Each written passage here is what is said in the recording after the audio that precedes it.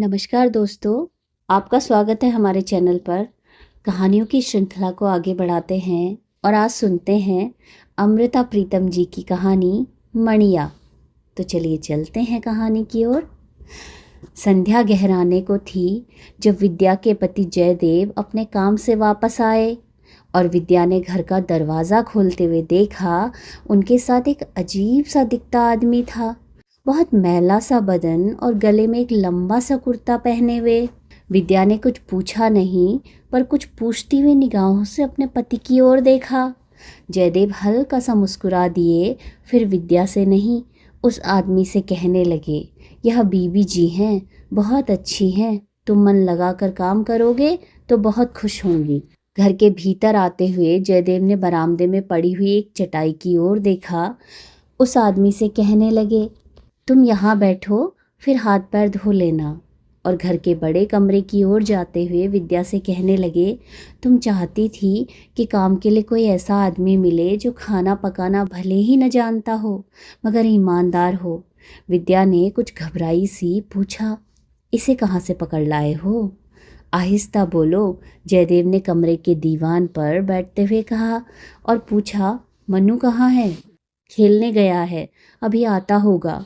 लेकिन यह आदमी, विद्या कह रही थी जब जयदेव कहने लगे, मनु से एक बात कहनी है। यह बहुत सीधा आदमी है, लेकिन डरा हुआ है, खासकर बच्चों से डरा हुआ है। एक मेरे दफ्तर के शर्मा जी हैं, उनके पास था। वे इसकी मेहनत की और ईमानदारी की तारीफ करते हैं, लेकिन उनके बच्चे उनके वश की बात नहीं है। उनके 5 बच्चे हैं, एकदम से शरारती। इसका कद ज़रा लंबा है, वे इसे शुतुरमुर्ग कहकर परेशान करते थे। उनकी शर्मा जी की पत्नी भी तेज मिजाज की हैं। यह कितनी बार उनके घर से भाग जाता था, लेकिन कहीं ठिकाना नहीं था। वे फिर से इसे पकड़ कर ले आते थे। लेकिन यह कुछ सीख भी पाएगा, विद्या कह रही थी जब जयदेव कहने लगे, ऊपर का काम तो करेगा, घर की सफाई करेगा, बर्तन करेगा। सिर्फ मन्नू को अच्छी तरह समझा देना कि वह इससे बदसलूकी ना करे, फिर देखेंगे। अब एक प्याला चाय दे दो, उसको भी चाय पूछ लेना। विद्या कमरे से लौटने को हुई, फिर भीतर के छोटे कमरे में जाकर एक कमीज पजामा निकाल लाई और हाथ में साबुन का एक टुकड़ा और एक पुराना सा तौलिया लेकर बाहर चटाई पर बैठे हुए उस आदमी से पूछने लगी, तुम्हारा नाम क्या है? उसने जवाब नहीं दिया और विद्या कुछ खामोश रहकर कहने लगी, देखो, आंगन में उस दीवार के पीछे एक नल है, वहाँ जाकर नहा लो अच्छी तरह साबुन से और यह कपड़े भी पहन लो। वह आदमी सिर झुकाए बैठा था। उसने एक बार डरी डरी सी आंखों से ऊपर को देखा, पर उठा नहीं, न विद्या के हाथ से कपड़े लिए। इतने में जयदेव उठकर आए और बोले, मणिया उठो, जैसे बीबी जी कह रही हैं, यह कपड़े ले लो और वहाँ जाकर नहा लो। पास से विद्या मुस्कुरा दी, तुम्हारा नाम तो बहुत अच्छा है, मणिया। मणिया ने आहिस्ता से उठकर विद्या के हाथ से कपड़े भी ले लिए, साबुन और तौलिया भी, और जहाँ उन लोगों ने संकेत किया था वहाँ आंगन में बनी एक छोटी सी दीवार की ओर चल दिया। विद्या ने रसोई में जाकर चाय बनाई। मणिया के लिए एक गिलास चाय वहाँ रसोई में ही रख दी और बाकी चाय 2 प्यालों में डालकर बड़े कमरे में चली गई। और फिर जब मणिया नहाकर कमीज पजामा पहनकर रसोई की तरफ आया तो विद्या ने उसे चाय का गिलास देते हुए एक नज़र हैरानी से उसकी ओर देखा और हल्के से मुस्कुराती हुई बड़े कमरे में जाकर जयदेव से कहने लगी, ज़रा देखो तो उसे, आप पहचान नहीं सकेंगे। वह अच्छी खासी शक्ल का है और भरी जवानी में है। मैं समझी थी बड़ी उम्र का है। और कुछ ही दिनों में विद्या इत्मीनान से अपने पति से कहने लगी, एकदम कहना मानता है, कुछ बोलता नहीं, लेकिन दिन भर घर की सफाई में लगा रहता है। मन्नू से थोड़ी थोड़ी बात करने लगा है। वह इसे अपनी किताबों से तस्वीरें दिखाता है और यह खुश हो उठता है। लेकिन एक बात समझ में नहीं आती, अकेले में बैठता है तो अपने से कुछ बोलता रहता है, लगता है थोड़ा पागल है। घर की दीवार से सटा हुआ एक नीम का पेड़ था। वह मणिया जब भी खाली होता उस पेड़ के नीचे बैठा रहता। उस वक्त अगर कोई पास से गुजरे तो देख सकता था कि वह अकेला बैठा आहिस्ता आहिस्ता कुछ इस तरह बोलता था जैसे किसी से बात कर रहा हो, और वह भी कुछ गुस्से में। विद्या को उसका यह रहस्य पकड़ में नहीं आता था और एक दिन पेड़ के मोटे से तने की ओट में होकर विद्या ने सुना। वह मणिया एक दुख और गुस्से में जाने किससे कह रहा था, सब काम खुद करती है, साग सब्जी कैसे पकाना है मुझे कुछ नहीं सिखाती, आटा भी नहीं मलने देती। विद्या से रहा नहीं गया और वह जोर से हंस दी और पेड़ की ओट से बाहर आकर कहने लगी, मणिया तुम खाना पकाना सीखोगे, आओ मेरे साथ। तूने मुझसे क्यों नहीं कहा? यह मेरी शिकायत किससे कर रहा था? मणिया शर्मिंदा सा नीम से झड़ती हुई पत्तियां बुहारने लगा। मणिया साग सब्जी भी काटने पकाने लगा था और बाजार से खरीद कर भी लाने लगा था। एक दिन बाजार से भिंडी लानी थी। मणिया बाजार गया तो करीब 1 घंटा लौटा नहीं। आया तो उसके हाथ के थैले में बहुत छोटी छोटी और ताजी भिंडियाँ थी, लेकिन उसका सांस ऐसे फूल रहा था जैसे कहीं से भागता हुआ आया हो। आते ही कहने लगा, देखो जी कितनी अच्छी भिंडी लाया हूँ, पास वाले बाजार से नहीं उस दूसरे बड़े बाजार से लाया हूँ। विद्या ने भिंडी को धोकर छलनी में डाल दिया पानी सुखाने के लिए और कहने लगी, भिंडी तो बढ़िया है, क्या इस बाजार में नहीं थी? मणिया कहने लगा, इस बाजार में जहाँ आप लोग सब्जी लेते हैं वह आदमी बहुत खराब है, उसके पास पकी हुई और बासी भिंडी थी। वह कहता था मैं वहीं से ले जाऊं और साथ मुझे जहर भी दे देता था। जहर? विद्या चौंक गई और मणिया की ओर ऐसे देखने लगी जैसे वह आज बिल्कुल पगला गया हो। पूछा, वह तुम्हें जहर क्यों देने लगा भला? मणिया जल्दी से बोल उठा, इसीलिए कि मैं उसकी सड़ी हुई भिंडी खरीद लूं। कहता था मैं जो सब्जी देता हूँ तुम चुपचाप ले लिया करो, मैं रोज के तुम्हें 20 पैसे दूंगा, इस तरह के पैसे जहर होते हैं ना। विद्या मणिया की ओर देखती रह गई, फिर हल्के से मुस्कुराकर पूछने लगी, यह तुम्हें किसने बताया था, किस तरह के पैसे जहर होते हैं? मणिया आज बहुत खुश था, बताने लगा, माँ ने कहा था जब मैं छोटा था किसी ने मुझे किसी दूसरे के बाग से आम तोड़कर लाने को कहा था और मैं तोड़ लाया था। उस आदमी ने मुझे 50 पैसे दिए थे और जब मैंने माँ को दिए तो कहने लगी, यह जहर तू नहीं खाएगा, जाओ उस आदमी के पैसे उसी को दे के आओ और फिर से किसी के कहने पर तू चोरी नहीं करेगा। और विद्या चुपचाप उसकी ओर देखती रह गई थी। उस दिन उसने मणिया से पूछा, अब तुम्हारी माँ कहाँ है? तुम उसे गांव में छोड़कर शहर में क्यों आए हो?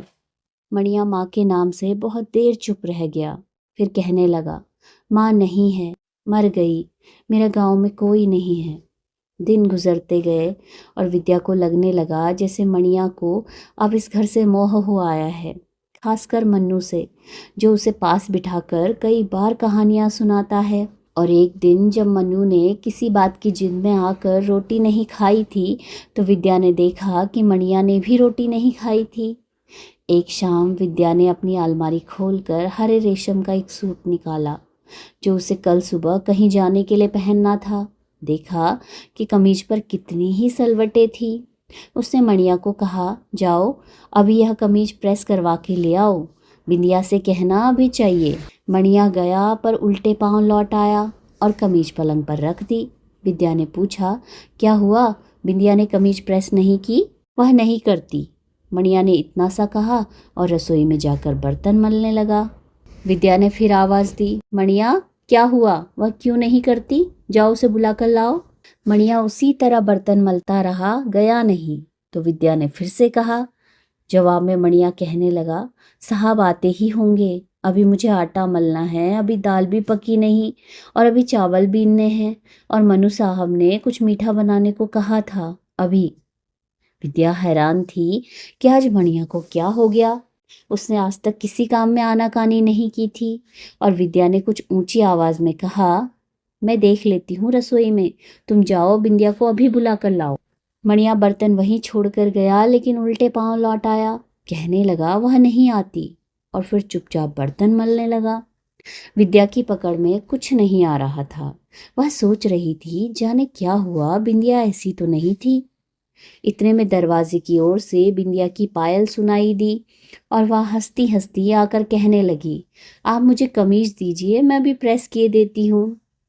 पर हुआ क्या है? विद्या ने पूछा तो बिंदिया हंसने लगी। मणिया से पूछो, वह तो कुछ बताता नहीं। विद्या ने कहा और भीतर जाकर कमीज ले आई। उसने फिर मणिया की ओर देखा और पूछा, बोलो मणिया, क्या बात हुई थी? तू तो कहता था वह प्रेस नहीं करती, और देखो वह खुद लेने आई है। मणिया ने न इधर देखा और न कोई जवाब दिया।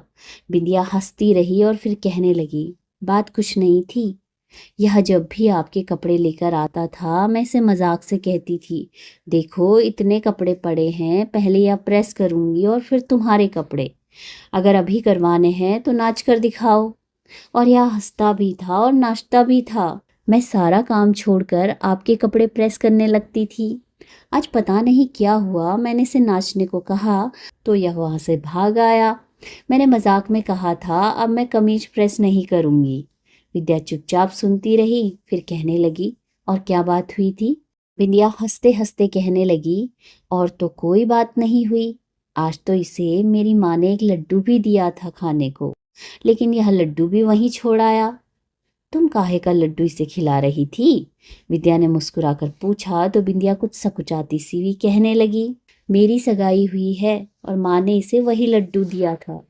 बिंदिया यह कहकर चली गई, कमीज प्रेस करके लाई। फिर से जाती बार मणिया को कहती गई, अरे आज तो किस बात से रूठ गया? पर मणिया ने उसकी ओर नहीं देखा, खामोश दूसरी ओर देखता रहा। रात हुई, सबने खाना खाया। मनु ने रोज की तरह मणिया को बुलाकर कुछ तस्वीरें दिखाई, पर मणिया सबकी ओर कुछ इस तरह देखता रहा जैसे कहीं बहुत कुछ दूर खड़ा हो और दूर से किसी को पहचान न पा रहा हो। सुबह की चाय मणिया ही सबको कमरे में देता था, सूरज निकलने से पहले। लेकिन जब सूरज की किरण खिड़की में से विद्या की चारपाई तक आ गई, तब भी कहीं मणिया की आवाज नहीं आ रही थी। विद्या जल्दी से उठी, रसोई घर में गई, पर मणिया वहां नहीं था। जयदेव भी उठे, देखा, कुछ परेशान हुए, पर विद्या ने कहा, आप घबराइए नहीं, मैं बाहर नीम के पेड़ के तले देखती हूँ, वह जरूर वहीं होगा। और जिस तरह एक बार आगे विद्या ने हौले से जाकर पेड़ के तने की ओट में होकर मणिया को देखा और सुना था, वहां गई तो मणिया सचमुच वहीं था, अपने में खोया सा, कहीं अपने से बाहर, बहुत दूर, और कांपते से होठों से बोले जा रहा था, जाओ, तुम भी जाओ, तुम भी अलसी हो, तुम वही हो अलसी, जाओ जाओ। विद्या ने मणिया के करीब जाकर उसके कंधे पर हाथ रख दिया और आहिस्ता से कुछ इस तरह बोली जैसे नीम के पेड़ से नीम की पत्तियां झड़ रही हो। अलसी कौन थी? वह कहाँ चली गई? मणिया की आंखें कुछ इतनी दूर देख रही थी कि पास कौन खड़ा था उसे पता नहीं चल पा रहा था, पर एक आवाज थी जो फिर से उसके कानों से टकराती रही थी। कौन थी अलसी? मणिया अपने में खोया सा बोलने लगा, वह मेरे साथ खेलती थी, हम दोनों जंगल में खेलते थे, कहती थी नदी के पार जाओ और उस पार की बेरी के बेर तोड़ कर लाओ। मैं नदी में तैर जाता था और दूसरे किनारे पर से बेर लाता था। वह कहाँ चली गई? विद्या की आवाज हवा के झोंके की तरह उसके कानों में पड़ी तो वह कहने लगा, अलसी का ब्याह हो गया, वह चली गई। विद्या ने मणिया के कंधे को झकझोरा और कहा, उठो चलो। मणिया ने एक बार विद्या की ओर देखा पर कहा कुछ नहीं, उसी तरह फिर खला में देखने लगा। विद्या ने फिर एक बार पूछा, अलसी ने जाते समय तुम्हें कुछ नहीं कहा था? मणिया अपने बदन पर झड़ती नीम की पत्तियों को मुट्ठी में भरता हुआ कहने लगा, आई थी ब्याह के लड्डू देने के लिए। और मणिया मुट्ठी खोलकर नीम की पत्तियों को जमीन पर बिखेरते हुए कहने लगा, मुझे लड्डू खिलाती है। विद्या ने उसके सिर पर से नीम की पत्तियां झाड़ते हुए कुछ जोर से कहा, अब उठो चलो चाय बनाओ। मणिया एक फर्मा बरदार की तरह उठ खड़ा हुआ और घर में आकर चाय बनाने लगा। वह छुट्टी का दिन था, विद्या को और जयदेव को आज कहीं जाना था, इसीलिए चाय पीकर मनु को घर में छोड़कर चले गए। दोपहर ढलने लगी थी। जब वे दोनों वापस आए तो घर में मनु था पर मणिया नहीं था।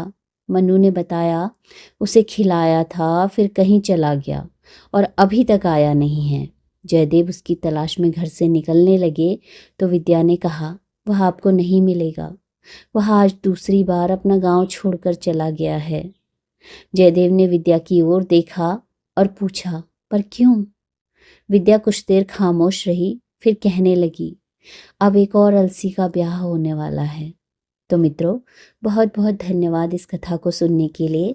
यदि आपको कहानियाँ पसंद आ रही हैं और मेरे द्वारा किया गया वाचन भी अच्छा लग रहा है तो कृपया आप चैनल को सब्सक्राइब कीजिएगा और वीडियोस को लाइक और शेयर भी कीजिएगा। मिलते हैं अगली कहानी में। धन्यवाद।